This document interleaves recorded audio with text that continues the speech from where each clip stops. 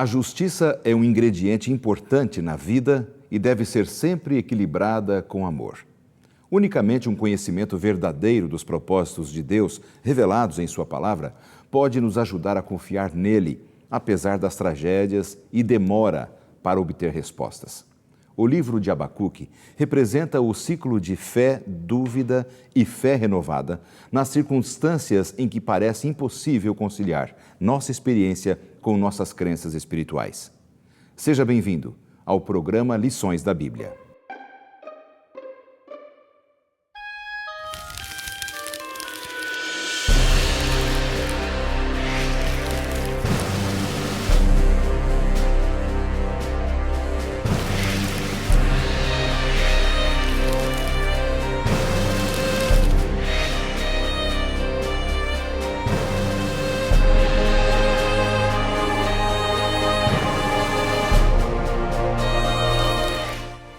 A terra se encherá do conhecimento da glória do Senhor, como as águas cobrem o mar. Abacuque 2:14. Tema da semana: Confiando na bondade de Deus. Começa agora Lições da Bíblia, com Laerte Lanza. Estamos começando mais um programa Lições da Bíblia. Que privilégio, que prazer estarmos juntos mais uma vez para abrirmos o livro sagrado, o livro de Deus, para retirarmos deste livro a porção que Deus deseja para a vida de todos nós. É sempre uma alegria contar com a sua audiência a este programa e você já sabe, esta é a 8ª semana desta segunda temporada do ano de 2013 e estamos estudando os profetas menores, esses profetas do Velho Testamento que não tiveram porção menor do Espírito Santo, apenas uma porção escriturística menor, mas a unção do Espírito Santo a mesma de todos os demais profetas, carinhosamente chamados de profetas menores. Nesta semana nós vamos estudar sobre o livro de Abacuque, um livro intrigante, muito interessante, uma mensagem muito profunda para a sua vida, para a minha vida. Para nos ajudar aqui no estúdio, nós recebemos novamente a apresentadora do programa, de vários programas, aliás, da TV Novo Tempo, né? Mas especialmente aí, consultório de família, não é? Darleide Alves. Um prazer receber você mais uma vez aqui. Prazer é meu de estar aqui compondo esta mesa e acompanhando com você aí de casa o estudo da Palavra de Deus que edifica a nossa vida. Prazer. Você sabe que eu às vezes reclamo, né? Nosso programa é muito machista. Eu gosto demais quando vem uma mulher aqui ao programa, porque quebra aquela dureza, né? E especialmente você, que uma pessoa que tem contribuído grandemente aí com a TV Novo Tempo, com seus programas, não apenas consultório, mas o Sem Tabus, por exemplo. Sem Tabus, né? Ele é um pouco tarde da noite, eu sou meio velho, eu durmo cedo, mas eu vejo os reprises dele. Mas é uma alegria muito grande. Como é que tem sido o seu programa? Tudo tranquilo? Os demais programas que você apresenta? Alguma novidade? O consultório de família e o Sem Tabus, ele está dentro do mesmo eixo da nossa mesma intenção, que é atender as famílias. O Sem Tabus, ele atende muito a área da sexualidade e desde que entrou no ar tem sido de grande repercussão, porque ele atende uma necessidade muito presente na vida de todas as pessoas. Então a gente conquistou o coração dos jovens, dos mais velhos, dos adultos, da família de modo geral. E além do consultório de família, que já é tradicional na TV Novo Tempo, há pelo menos 6, 7 anos nós estamos trabalhando. Bom, não existe família perfeita, né? Nós temos que nos adaptar nesse mundo de pecado e o seu programa vem ao encontro dessas necessidades humanas, né? Muito legal. Isso. Prazer, viu, Darleide, recebê-la aqui na bancada do programa Lições da Bíblia. Obrigada. E eu recebo pela primeira vez um amigo pastor, que é o pastor Luiz Gustavo Assis, vem do Rio Grande do Sul, lá de Porto Alegre, não é, pastor Luiz Gustavo? Seja bem-vindo. Muito obrigado, pastor Lanza, pelo convite de estar aqui. É um prazer muito grande participar desse programa Lições da Bíblia. Eu sou mineiro de nascimento, paulista de criação e gaúcho por casamento e de trabalho também, né? Um cidadão do mundo. Exatamente. E o gaúcho gosta da predileção de ser um estado especial, né? Que bom. Então eu faço questão de mencionar isso para agradar lá os membros do distrito lá do Sarandi. Como diz o gaúcho, eu moro no Rio Grande do Sul e amo muito aquela terra também. Há uma linguagem específica que diz assim, este é um mundiado, é um homem mundiado. Um prazer. Pastor Luiz Gustavo é pastor de um grupo de igrejas que que é chamado de Distrito Pastoral, o Distrito do Sarandi, Exato. ali na zona norte de Porto Alegre, né? Como é que tem sido essa experiência do pastorado, pastor Luiz Gustavo? Tem sido muito boa. São 4 congregações, né, que a gente atende ali. Há alguns meses nós fizemos um trabalho de levantamento de pesquisa bíblica. Os jovens da igreja fizeram isso no mês de janeiro. E muitas pessoas que conheciam a TV Novo Tempo ali no nosso bairro, e a gente tem dado continuidade no trabalho através de estudos bíblicos e tudo. E Lições da Bíblia foi um dos programas que o pessoal mencionava quando a gente abordava esse povo na rua. Sim. Então, dá um impacto muito positivo lá Que joia, nesse que bom. programa. Então, tem sido uma experiência muito boa. O gaúcho é um povo muito acolhedor, muito carinhoso. Então, não só Porto Alegre, onde eu trabalhei, mas Esteio, Caxias. Então, eu aprecio muito aquela terra. Que bom, uma maravilha aí receber você, pastor Luiz Gustavo. E o meu abraço carinhoso a todos os telespectadores da TV Novo Tempo, representados aqui pela Darleide, e a todos os amigos de Porto Alegre e região, amigos que também assistem a TV Novo Tempo, um canal aberto ali na capital gaúcha. Meus amigos, vamos começar o programa? Eu quero convidar a vocês e a você que está em casa a juntos orarmos agora. Pai querido, suplicamos-te a unção do Teu Espírito agora para entendermos as Tuas preciosas verdades em nome de Jesus. Amém. Amém. Eu quero ouvir de vocês, primeiramente, uma visão, a visão que vocês têm deste livro Abacuque, não é? O título do nosso material de estudos é Confiando na Bondade de Deus. Eu até estimulo a você que acompanha o programa a sempre entrar no blog do programa Lições da Bíblia ou no site da Casa Publicadora Brasileira, e ali tem esse material gratuitamente para você imprimir e ter em mãos também. E o título, então, da semana, Confiando na Bondade de Deus, um estudo sobre o livro de Abacuque. Eu queria ver aqui as diferentes ideias de vocês para a gente introduzir aqui o assunto dessa semana. Vamos começar com a Darleide. Damas primeiro, né? As damas primeiro, né, Gustavo? Tá certo. Quando eu me deparo com Abacuque, com esta mensagem, eu encontro uma ideia até um tanto paradoxa e também muito presente nos dias de hoje. Paradoxa quando eu vejo um profeta que não está falando, recebendo de Deus uma mensagem para levar ao povo, mas um profeta que está buscando representar o povo diante de Deus. Então há uma inversão na colocação da mensagem de Abacuque. E ela é presente para mim porque ela me traz muito próxima do nosso contexto atual, quando nós também muitas vezes perguntamos: meu Deus, onde tu estás que não faz alguma coisa? Meu filho morreu, ou a violência na esquina, ou os telejornais, ou sabe, o sangue na rua, crianças arrastadas por um bandido, enfim, tudo isso que a gente ouve, num dado momento a gente se sente muito atordoado. E aí eu me ponho no lugar de Abacuque dizendo: meu Deus! Que mundo e aí é o decorrer, esse, né? Que mundo é esse? E assim, e muitas vezes, como Deus durante algum tempo fez silêncio com Abacuque, às vezes hoje Deus faz silêncio com a gente. E aí vem a necessidade de nós nos encontrarmos na posição de Abacuque, restaurando a nossa confiança em Deus, ou mantendo a nossa confiança profunda em Deus, de que mesmo as coisas estando como estão, caminhando como estão caminhando, Deus ainda é o mesmo. Maravilha. Um bom ponto de vista aí sobre o tema dessa semana. Pastor Luiz Gustavo, também, seu ponto de vista sobre esse tema geral. Perfeito. Bom, as mulheres têm a razão, né? Eu tiro as minhas palavras aqui. Aqui também tem razão. Mas, com certeza, não só na minha casa, mas aqui também.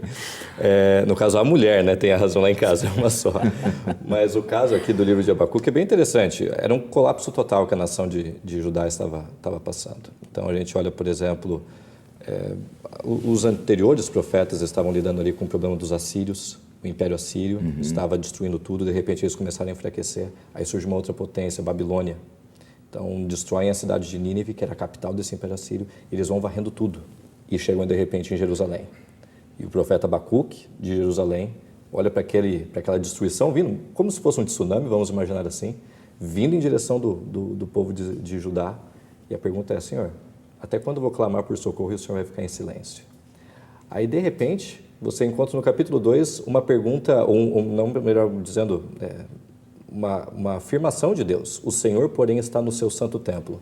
Cale-se diante dele toda a terra. Agora, quem tem que ficar em silêncio é o ser humano. Porque por mais que a gente não veja, há um Deus que está trabalhando nos bastidores. E por isso que o título dessa lição é bem apropriado, aprendendo a confiar na bondade de Deus, ou confiando na bondade de Deus.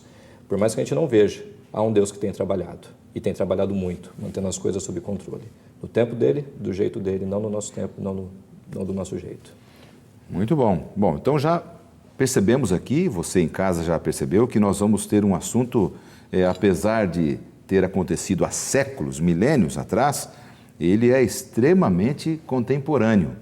Porque se Abacuque viveu num período de muita agressividade, violência, etc., nós nem podemos dizer nada, né, com os dias que estamos vivendo. Basta ler um jornal, assistir um telejornal, você vê as injustiças que são praticadas.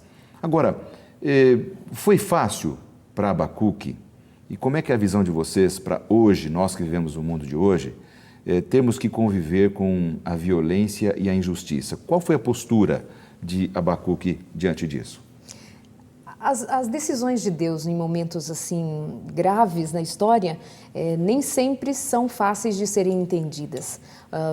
O entregar Jesus para o sacrifício, por exemplo, é alguma coisa que mesmo nós hoje cristãos não temos a dimensão do que significou isso, e de maneira que muitas vezes nós paramos e nos perguntamos: realmente precisava Jesus ter vindo ser morto na cruz como fora? Não tinha uma outra maneira? Porque chega a ser tão absurdo, tão violento, tão violento. Agressivo, né? Então, o ponto mais crítico nesse momento no diálogo entre Abacuque e Deus, eu imagino que foi quando Deus revelou para ele que Deus usaria o exército babilônico, por exemplo, uma nação pagã, uma nação má, terrível, comparada a todo, trazendo sobre ela toda espécie de maldade, de crueldade. Ela seria usada, a nação babilônica seria usada para punir o povo de Israel. Eu imagino que, como para mim é difícil compreender como Deus se utiliza da escória, vamos dizer assim, para purificar o que é considerado separado, ou santo, como fora chamado para ser o povo de Israel, obviamente que se perdeu no seu universo de desobediência e afastamento de Deus, mas eu acho que para Abacuque a coisa mais difícil foi compreender essa incongruência, essa possível loucura de Deus. Como assim? Quase uma incoerência na visão dele. Quase. Absurdo, porque assim, óbvio que a primeira ideia é que se o povo de Israel estava em desobediência, mas de alguma maneira esse povo deveria ter alguma coisa melhorzinha do que Babilônia. Então eu acho para mim o aspecto mais difícil. Verdade. Eu colocaria aqui uma questão que tenha assombrado muitos cristãos e também é uma barreira para que muitos aceitem a crença em Deus. Algumas pessoas dizem: se Deus existe, por que existe tanto sofrimento? E é exatamente um dos temas principais do livro de Abacuque. Sim. Então, como é que a gente encara a bondade de um Deus, ou Deus é amor? Primeiro, João capítulo 4, verso 8, vai dizer isso, com esse mundo caótico. É a situação de Abacuque. Eu gostaria de fazer 2 comentários a respeito. Um mais filosófico, outro mais prático, mais existencial. Quando alguém diz que existe mal, essa pessoa automaticamente está sugerindo que existe o bem. Se existe o bem e o mal, deve existir alguma forma que me possibilite a fazer uma distinção entre os dois, uma lei moral que me permita fazer uma distinção entre os dois. Se existe uma lei moral, deve existir um criador dessa lei moral. Porque se não existe um criador dessa lei moral, não existe a lei moral. Se não existe lei moral, não existe bem. Se não existe bem, não existe mal. Vira uma bagunça. Então, do ponto de vista filosófico, esse tipo de frase, se Deus existe porque existe tanto sofrimento, ou tipo de pergunta assim, não faz o menor sentido. Essa é uma questão mais filosófica. Uma questão mais prática. Existe uma doença extremamente rara, chamada, a sigla em inglês é SIPA. A tradução seria alguma coisa do tipo insensibilidade cognitiva, insensibilidade à dor cognitiva e... eu não vou saber traduzir porque eu não sou médico, mas SIPA. SIPA é o nome da doença, a sigla dessa doença. É insensibilidade à dor. É rara, poucas crianças nascem com essa doença, mas as que nascem com essa doença têm uma vida miserável. Mas sentir dor não parece ser algo bom? Não, mas é uma vida miserável. As mães dessas crianças, alguém pode buscar no YouTube, por exemplo, vídeos de crianças com essa doença, colocam mão no fogão, podem queimar e não sentem nada. Podem cair de um prédio de 2 andares, do segundo andar de um prédio, por exemplo, quebrar vários ossos e não sentem nada. E muitas dessas mães, no final desses vídeos que a gente pode assistir na internet, elas sempre vão dizer o seguinte: eu oro todos os dias para que meu filho ou minha filha volte a sentir dor. Muito interessante, porque de uma forma estranha, a dor e o sofrimento acabam sendo um aliado de Deus para nos alertar que existe alguma coisa errada com esse mundo. É porque antes da entrada do pecado no mundo, nós vivíamos num clima até de proteção total, porque se não havia risco de morte, não havia perigo à vida, porque tudo era perfeito, nós não tínhamos até tanta necessidade do sofrimento e da dor, porque acaba sendo um mecanismo de defesa nosso, de proteção, né? Para nós preservarmos a vida. E realmente a dor em alguns momentos da nossa existência, ela nos amadurece, né? Sem dúvida. Ela nos ajuda, especialmente dores no campo espiritual, profissional, até mesmo emocional, né? Dependendo do grau, ela pode ser até positiva no sentido de te alertar e você buscar um recurso maior. Pois não? A Darley já acabou de mencionar algo relacionado a Cristo, porque ele passou por tudo aquilo. Existe um livro, é um clássico, ele é fantástico, escrito por um teólogo anglicano já falecido chamado John Stott. A Cruz de Cristo é o nome desse livro. E tem um dos capítulos finais aí dessa obra, o título é Sofrimento e Glória, e trata sobre a perspectiva cristã do sofrimento. Eu li esse livro há algum tempo, então não vou lembrar de todos os detalhes, mas John Stott, esse autor muito conservador, lidava com a Bíblia de maneira muito séria. Ele apresenta diversos exemplos de como o sofrimento e a dor acabaram proporcionando coisas boas para a humanidade. Se a gente parar para pensar, a maioria dos grandes líderes políticos e religiosos era órfão. Eles eram órfãos. Então, muito interessante. Então, você olha que a perda resultou no desenvolvimento de uma parte do caráter que a bonança, por exemplo, não traria. Você vê histórias lindas de superação de pessoas paraplégicas, por exemplo. Pessoas que não têm braços e pernas, que conseguem pintar com a boca. Então, e você vê brilho nos olhos dessas pessoas. E muito interessante também, eu gostaria de compartilhar isso, que você não vê dos lábios de Jó, o personagem que mais sofreu da Bíblia, palavras de desespero. Agora você ouve dos lábios de Salomão, que tinha tudo, palavras de uma vida vazia. Interessante. Às vezes as reclamações da vida vêm daqueles que não precisavam vir, né? Não deveria ter reclamação para fazer. Eu acredito que nesse teor de estranheza de Deus ao agir com o seu povo, e obviamente cheio de sabedoria, está justamente a grandeza do amor dele, que não mede esforços, que vai além dos nossos limites, do que é inimaginável para atrair a atenção do seu povo. Então é um Deus que se utiliza dessa ferramenta provocada pelo próprio homem, porque foram uma nação inteira que escolheu desobedecer ao seu Deus, ao seu libertador, ao Deus que for então, olhando para o passado, era um Deus único e é um Deus único, como de fato até hoje e sempre o será, mas o estranho amor de Deus, neste momento, nesse início da nossa conversa, me chama muito a atenção. Essas colocações assim tão práticas nos fazem a gente ainda acreditar mais nisto. A estranheza do amor de Deus é incomparável e vai além de todas as minhas ideias comuns de como Deus deveria ter feito. Verdade. Deus vai além. Amém por isso, né? Meus amigos, nosso tempo acabou do primeiro bloco, eu preciso chamar o intervalo e já nós vamos continuar exatamente desse ponto. E a você, então, não saia daí, porque nós voltamos já para a continuação da nossa conversa aqui nos estúdios.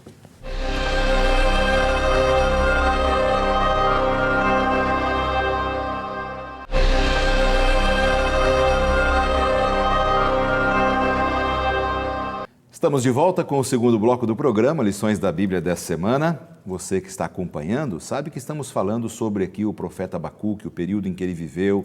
Abacuque, que foi um profeta menor do Velho Testamento, com uma mensagem muito bonita, preocupado com a violência, estava sensibilizado, triste com a violência dos seus dias, tal. E realmente um livro maravilhoso. Estamos conversando aqui com a Darleide Alves e o pastor Luiz Gustavo Assis, amigos que visitam o programa para conversarmos sobre a palavra de Deus. Amigos, eu queria continuar desta questão da perplexidade do profeta, porque logo ali no capítulo 1 de Abacuque, a gente vê o profeta fazendo uma pergunta a Deus, e uma característica, o profeta não tinha recebido uma visão de Deus especificamente, ele estava questionando a Deus. Exato. Como é que foi essa questão, pastor Luiz Gustavo? De fato, os primeiros versos, na verdade, a primeira palavra que Abacuque traz na nossa Bíblia é colocado como sentença revelada ao profeta Abacuque. Sim. Mas é interessante que no original, na língua que Abacuque escreveu esse livro, o hebraico, a Bíblia não foi escrita em português, em outros idiomas mais antigos ela foi escrita, e aqui é hebraico, é a palavra hebraica massá, que significa fardo. Então é interessante, era um fardo para o profeta esse questionamento, era algo muito pesado para ele. E aí a pergunta inicial, até quando eu gritarei por socorro e o Senhor não vai fazer nada? Sim. Vai ficar em silêncio. E três problemas Abacuque levanta nesse primeiro questionamento. O problema da violência, o problema da maldade e o problema da injustiça. Extremamente contemporâneo esse livro. Apesar de muitas pessoas, quem sabe, nunca terem estudado esse livro, ele é extremamente contemporâneo, um dos livros mais contemporâneos da Bíblia. Verdade. Muitas pessoas acham que é errado questionar a Deus. Acham que nós devemos... note bem, Paulo disse, em tudo dai graças, em todas as situações, mas não por tudo dai graças. Há uma diferença aí. Quando eu olho os personagens bíblicos, eu vejo uma franqueza muito grande da parte deles. Eles não simplesmente aceitavam as coisas e não falavam nada. O que Deus fez, o que Deus falou, eles ficavam na deles. A gente vê algo muito humano na parte dos escritores bíblicos, dos personagens bíblicos. Abraão, por exemplo. Abraão ouve que Deus vai dar um filho para ele, vai dar uma terra para ele, no capítulo 12, no capítulo 13 é reforçada essa ideia, no capítulo 14 Deus não fala com ele, no capítulo 15 Deus fala de novo, aí Abraão fala, mas o que está acontecendo? Um servo da minha casa que vai ser meu herdeiro, como é que o Senhor não está cumprindo as suas promessas? Primeira vez que Abraão fala com Deus, ele questiona Deus. Jó, o tempo todo, ele queria uma audiência com Deus. Então não há problema nenhum. O próprio Cristo, diante da morte, ali no Getsemane, Pai, se possível, passa de mim esse cálice, mas seja feita a tua vontade. Exatamente. O ponto que apesar que aqui é Abacuque, mas eu peguei outros personagens bíblicos e eu mencionei Jó. Jó, por exemplo, queria uma audiência com Deus, era tudo o que ele queria. Ele queria ficar frente a frente com Deus e poder perguntar. Quando Deus aparece para Jó, Deus não responde nada. Pelo contrário, Deus faz 64 perguntas. 64 perguntas, todas relacionadas com a criação. Jó, desculpa, não sei nenhuma resposta, vou ficar na minha. Ou seja, se Jó acreditava em Deus como Criador, acredite também como mantenedor, é o que Deus estava dizendo para ele aqui. Então, no caso de Abacuque, ele está perplexo diante da situação. Senhor, até quando eu vou gritar por socorro, o Senhor não vai fazer nada? Verdade. Mas ainda assim, como a gente vai ver do desdobramento do livro, ele aprende Isso a confiar. me leva a entender o seguinte, muitas pessoas, quem sabe, estão nos assistindo agora, Darleide, são pessoas que estão passando por dramas que a gente nem imagina, né? Ou um drama familiar, ou emocional, ou profissional, sei lá, uma depressão, um problema de saúde. São tantas dificuldades, perdas importantes. Então, a gente, às vezes, não sabe lidar com essas perdas da vida, com essas dificuldades, e começa a questionar a Deus, né? E por aquilo que o pastor Luiz Gustavo falou, você pode conversar, dialogar com Deus, mas a gente tem que aprender a tirar lições e dar graça. Bom, o Senhor está permitindo isso. Não é tão simples, né? A gente aceitar todas as perdas da vida e falar assim, Senhor, obrigado aí. Valeu. Eu acho que não é tão simples, né? Pelo menos, qual é a sua visão sobre isso? É que a nossa tendência é sempre encontrar alguém ou alguma coisa onde a gente possa depositar as nossas próprias culpas também. Quando a palavra de Deus nos apresenta Jesus Cristo, o Espírito Santo, como aqueles, Deus o Pai, interessados em salvar-nos e livrar-nos das nossas culpas, é uma coisa. Ele diz, vinde a mim todos os cansados e sobrecarregados, e eu vos aliviarei. Outra coisa é quando eu não tenho essa humildade de levar a Deus os meus erros, as minhas culpas, os meus fardos, e então, de alguma forma, olhar para o meu lado e dizer, a culpa é do meu marido, dos meus filhos, ou do meu trabalho, alguém tem culpa. E quando essas pessoas todas ao meu redor não são possíveis de eu lançar sobre elas as minhas culpas, eu tenho que fazer como Adão e Eva fizeram. E olha, Senhor, a culpa é sua. Então é apenas um ato que se repete a um livramento das minhas próprias culpas. Por que eu digo isso? Porque muitas vezes os nossos sofrimentos, as nossas aflições, na maioria das vezes, têm a nossa participação. E é uma coisa que nós humanos temos a tendência a deixar de lado, procurar um culpado e fazemos a mesma coisa com Deus.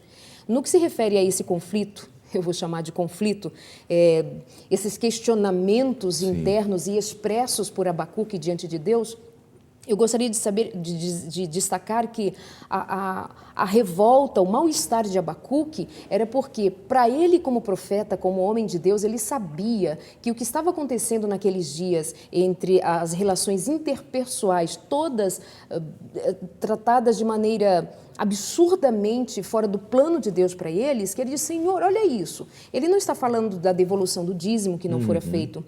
Ele não estava falando dos sacrifícios que não eram oferecidos no templo. Ele não estava falando da teologia em termos da descrição de leis, etc, etc. Ele estava falando de relacionamento. Então eu quero acreditar... Se Deus era o Deus deles, por que estava permitindo aquilo? Exato. Né? E se Deus é amor, como que ele não estava vendo aquilo que para Deus é o mais grave? O mais grave para Deus não é justamente isso que eu estava dizendo, a quebra de algumas leis. Essa quebra de leis, segundo o grito de Abacuque, me chama mais atenção quando eu quebro a lei do relacionamento. Porque se eu não te amo, se eu te desprezo, se eu sou violenta, se eu não pratico a justiça social, humanitária, se eu não me preocupo com o outro que passa fome, se eu lanço a campanha, cada um tem sua vida e cuide da sua. É muito contraditório, é um Deus que diz assim, não, você tem parte com a vida do seu irmão. Então eu vejo Abacuque gritando, dizendo, meu Deus, as pessoas não se amam mais. Elas se ferem, elas se machucam, elas se traem, elas são violentas, elas matam.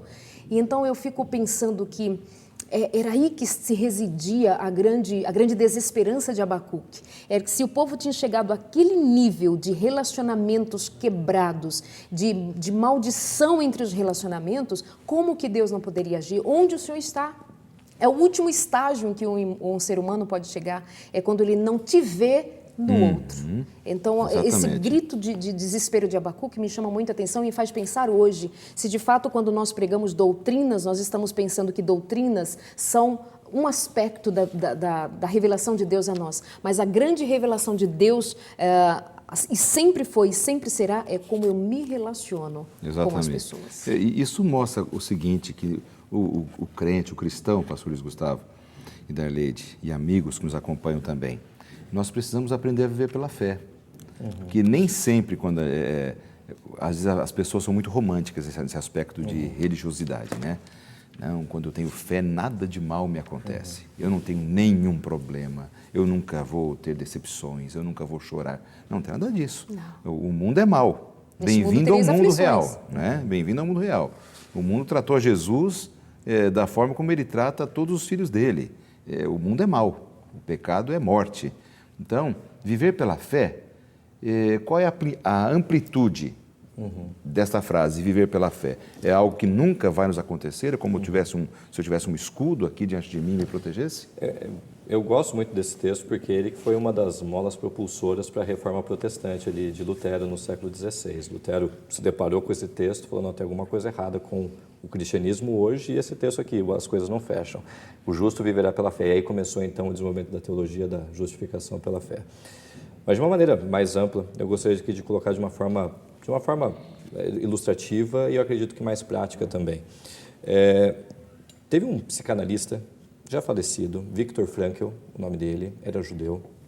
Ele foi ali um pouquinho contemporâneo, acho que pegou o final da carreira de Freud.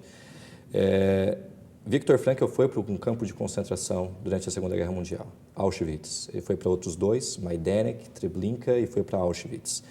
Em Auschwitz, ele viu os piores horrores que a humanidade tem como lembrança recente. O que aconteceu lá, milhões de judeus sendo executados. E Viktor Frankl escreveu vários livros, eu destaco dois, A Presença Ignorada de Deus, que foi reflexão sobre Auschwitz, e um outro chamado Em Busca de Sentido. Os dois são publicados por aquela editora sinodal lá de São Leopoldo, ali no Rio Grande do Sul. E nesse livro, Em Busca de Sentido, Viktor Frankl faz uma ilustração que eu gostaria de deixar com o telespectador. Ele fala que a fé pode ser comparada com uma chama, com um fogo. Se a chama é pequena e bate um vento, o que acontece? Ela apaga.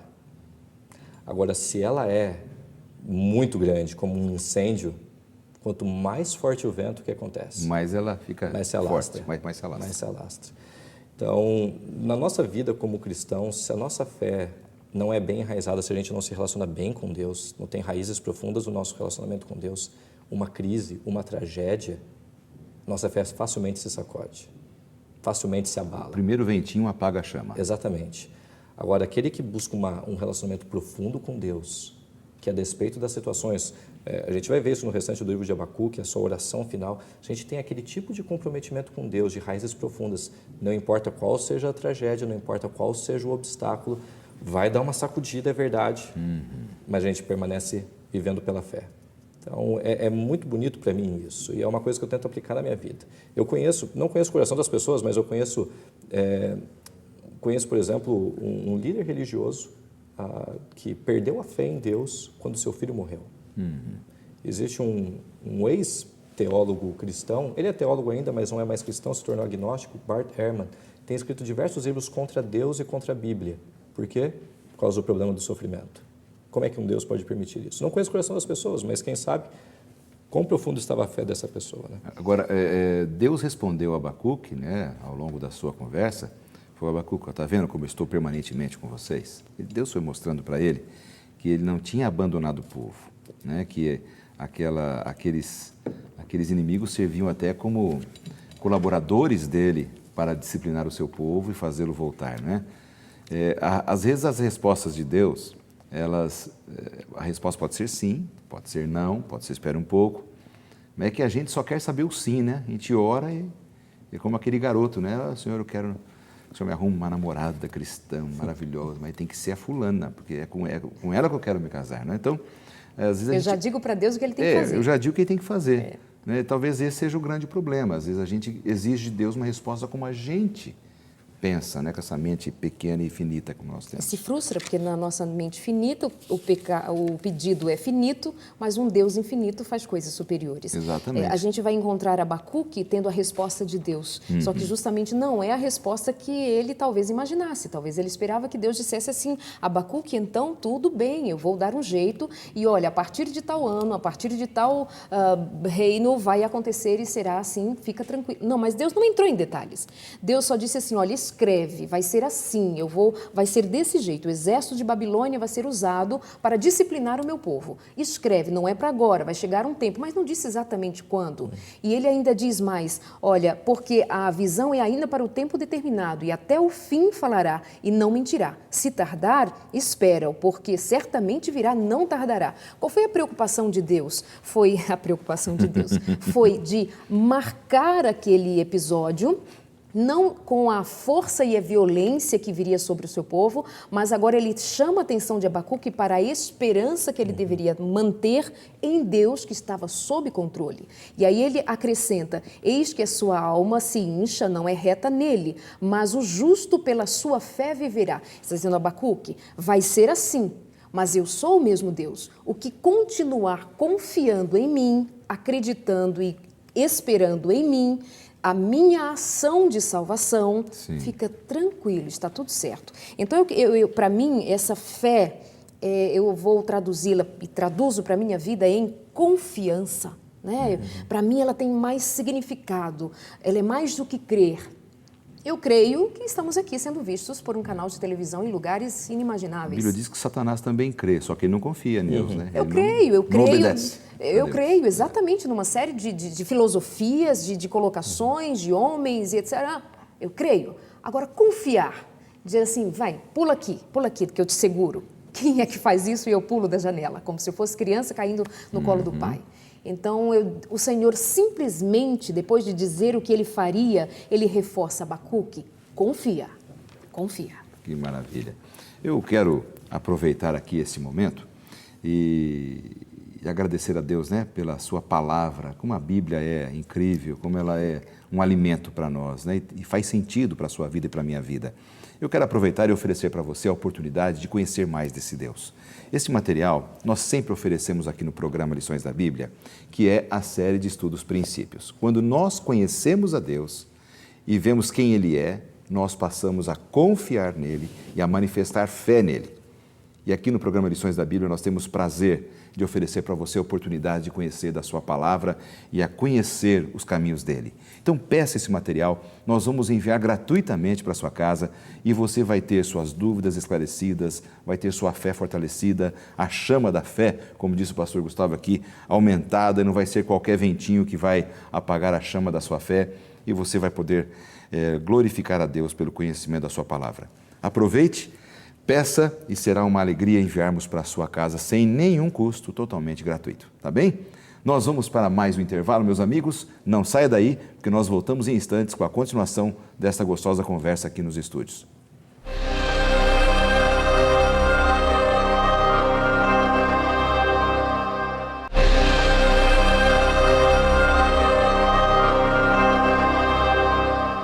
Este é o terceiro e último bloco do programa Lições da Bíblia. O tempo está passando tão rápido, o tema dessa semana está tão gostoso, tão reflexivo, com lições tão práticas para o nosso dia a dia. E tem valido a pena aqui a conversa com a Darleide Alves e o pastor Luiz Gustavo Assis, amigos que nos visitam aqui no programa.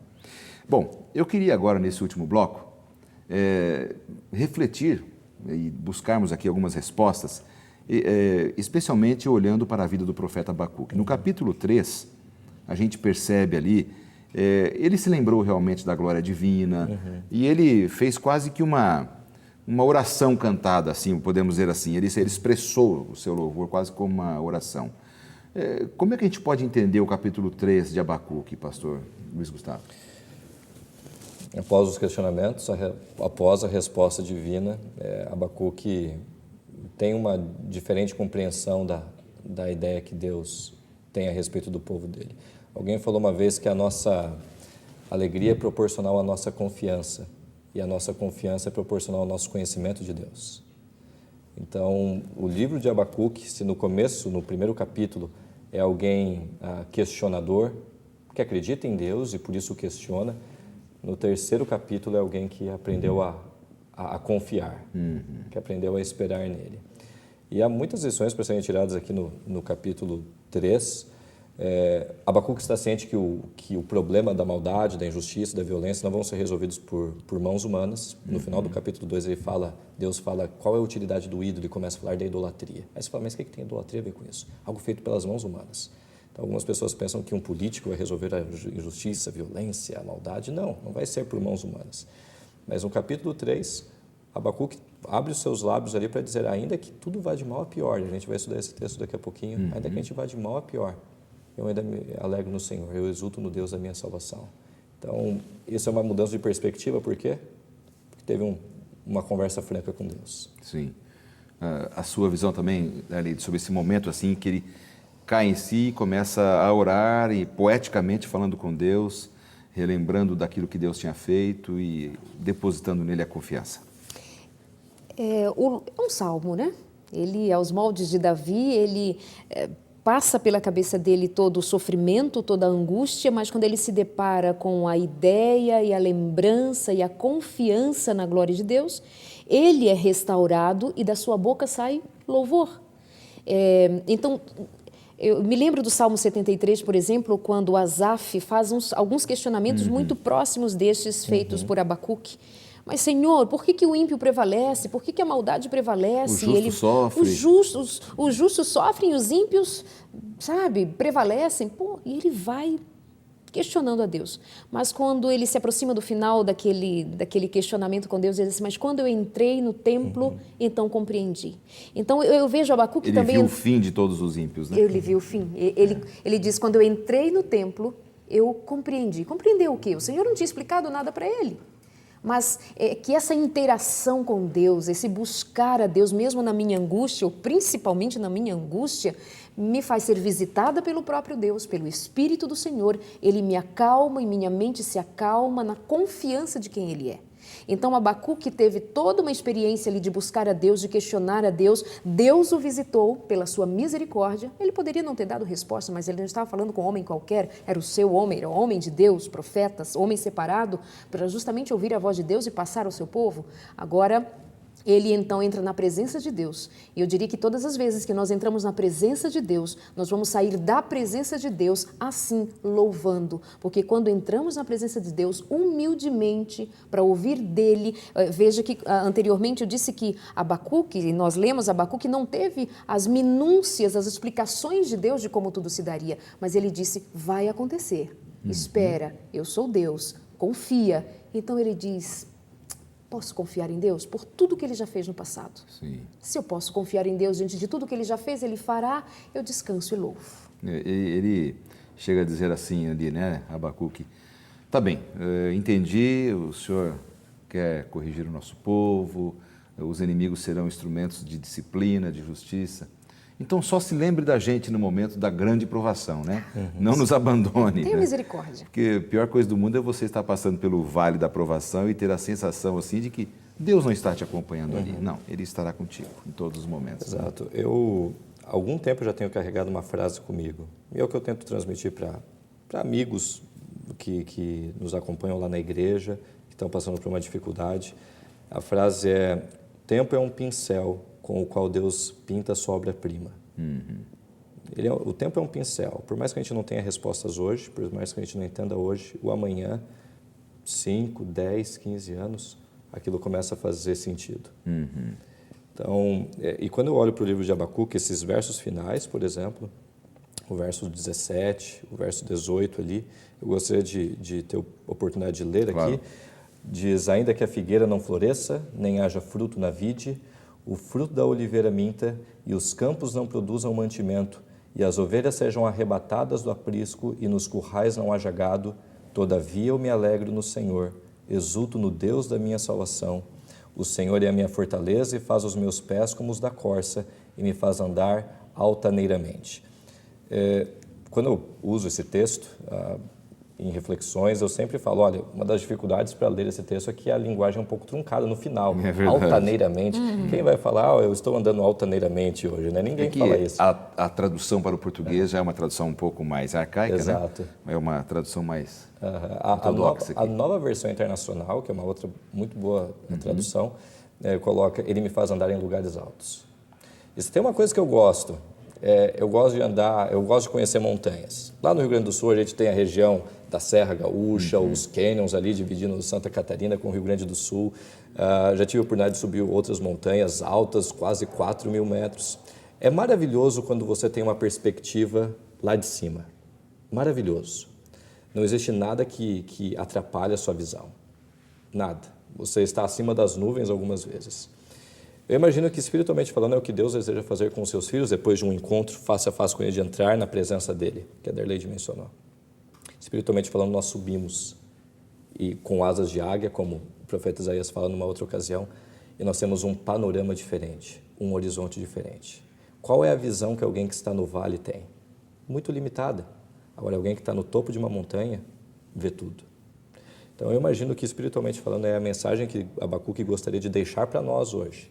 Apesar de ele ter escrito isso há 2.600 anos, seu livro chega até nós com essa mensagem.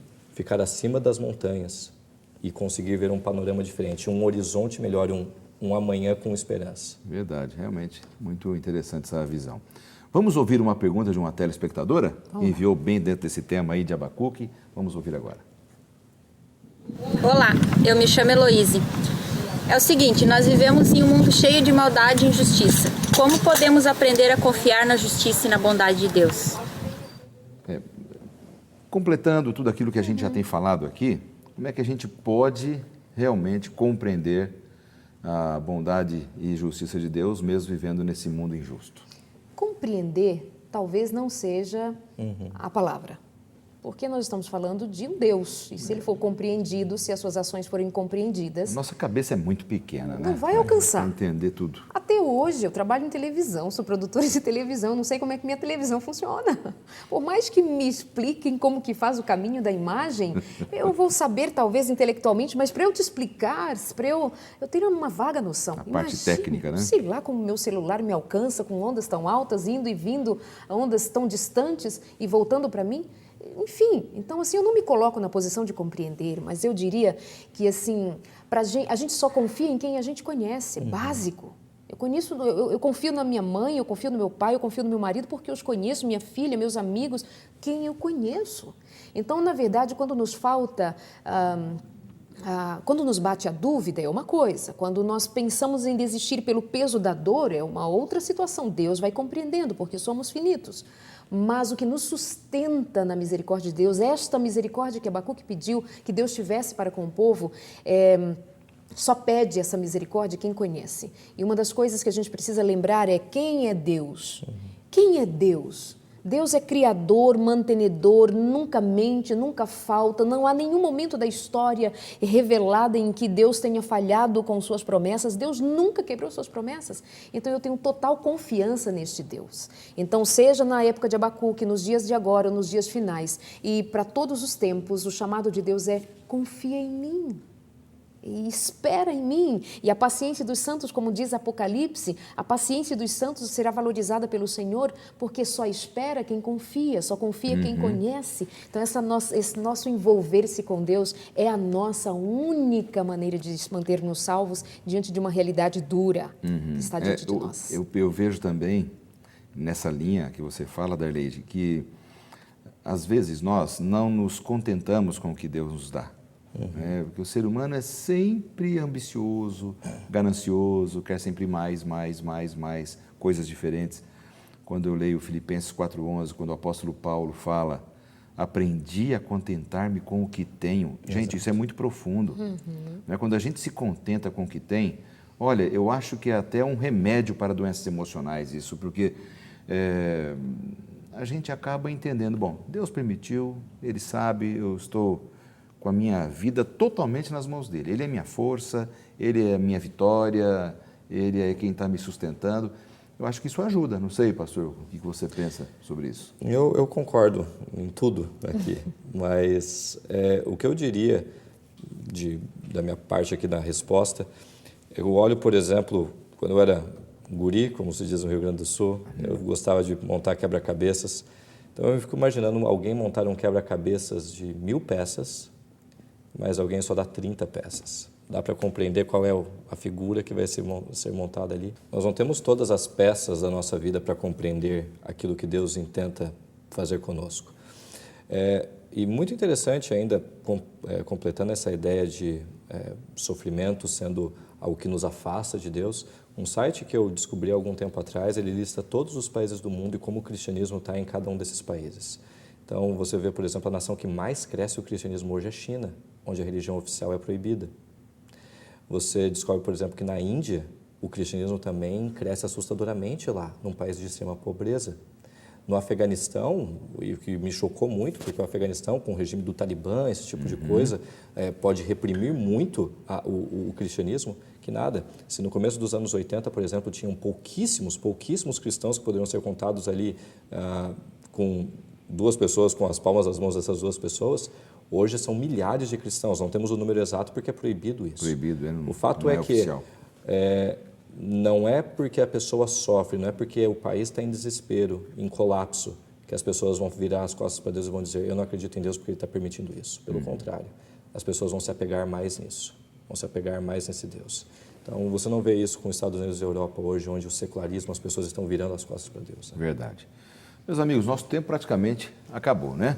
Eu gostaria de agradecer muito a participação de vocês e que vocês deixassem uma mensagem, então, para os nossos telespectadores, para nós podermos fechar o programa. Vamos começar com a Darleide. Gostaria de destacar que Abacuque, ele continuou crendo mesmo em face do que viria. Ele continuou confiando em Deus, mesmo sabendo do que viria pela frente, um exército inteiro para destruir, para massacrar, para ferir uma nação inteira. Mas ele se antecipa à visão da destruição, que tem um teor de disciplina e restauro do povo de Deus, restauração do povo de Deus, que precisava aprender com a dor. E ele diz assim que ainda que tudo esteja destruído, não tenha fruto na oliveira, não tenha gado, não tenha ovelhas, ainda que eu olhe e esteja tudo destruído, ainda assim eu confio no Senhor. Então, é possível que hoje, na nossa visão limitada, nós não estejamos ainda pacientemente compreendendo. Ok, não é de compreender, mas é de esperar. E eu queria incentivar a você e peço a Deus que o Espírito Santo nos mova para que nós tenhamos essa mesma disposição, de mesmo em face das injustiças, dos medos, das aflições, das angústias, das traições, das mentiras, nós tenhamos a confiança plena em Deus, porque o nome dele é Eu Sou, ou seja, ele é pleno e perfeito, é o teu Deus. Obrigado, Darleide, pela sua participação. Obrigada, Deus abençoe pastor. a sua vida, o seu trabalho. Pastor Luiz Gustavo. Ok, eu gostaria de deixar uma mensagem para o nosso telespectador a respeito disso que a Darleide falou, esse ponto final da mensagem de Abacuque. Por mais que eu e você enfrentemos aquilo que Abacuque enfrentou, a injustiça, o mal, a violência, que Deus nos ajude diariamente a andarmos em lugares altos, para termos um horizonte privilegiado, um horizonte diferenciado, onde as coisas vão fazer sentido. Quem sabe não agora, mas quem sabe muito em breve, com um futuro com esperança, Ele tem isso garantido. Obrigado, pastor Luiz Gustavo. Deus abençoe seu ministério. Obrigado pela sua participação. Obrigado pela sua audiência aqui ao programa. E nós queremos terminar com uma oração agora. Pai de amor, ajude-nos a andarmos de mãos dadas contigo, mesmo nos momentos mais difíceis da nossa vida. Em nome de Cristo Jesus. Amém. Amém.